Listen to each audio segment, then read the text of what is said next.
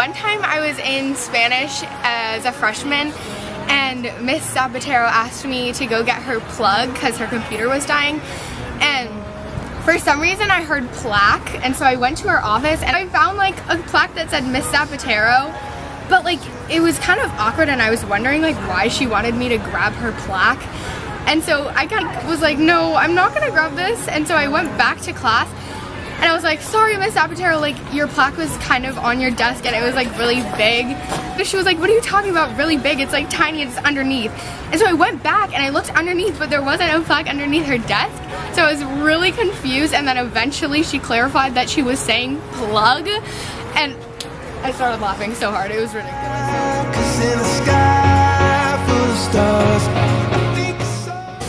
I was going with my brother and my mom to get him tested for sleep apnea.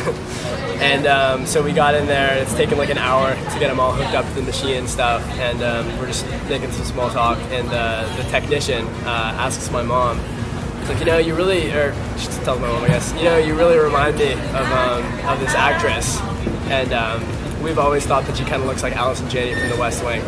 So we're like, oh, is it Allison Janney? And then she's like, yeah, it is. So my mom was like, oh, actually, I am Allison Janney. So we play it off for like an hour. Mom was like, well, I don't really go by that name, but that's me, you know, whatever. And eventually when we're leaving, when he's all hooked up, she's like, oh, bye, Allison. Like, so I guess it was a brush with fame for the sleep apnea technician. So at the camp I go to, all the cabins in 10 like go on a 2 or 3 day trip, and my cabin went on a canoeing trip. So on the first day, we were canoeing for about 5 hours, and then we finally got to the island we were gonna camp on, and we were all super exhausted, and we just couldn't wait to get off the boat and like sunbathe. And then we see that the beach is covered in people wearing like gowns and suits, and we're wondering like what the heck is going on. So it turns out there was a wedding on the beach, and the 7 of us like sweaty, tired teenagers had just crashed this wedding. So all the guests got really mad at us, and we had to get back in the boat and move to another part of the island. So then we got off the boat again, and we were getting ready to set up camp, and then this little motorboat comes along, and the bride and her bridesmaids and their photographer are in the boat, and they're getting ready to like take photos of them entering the wedding.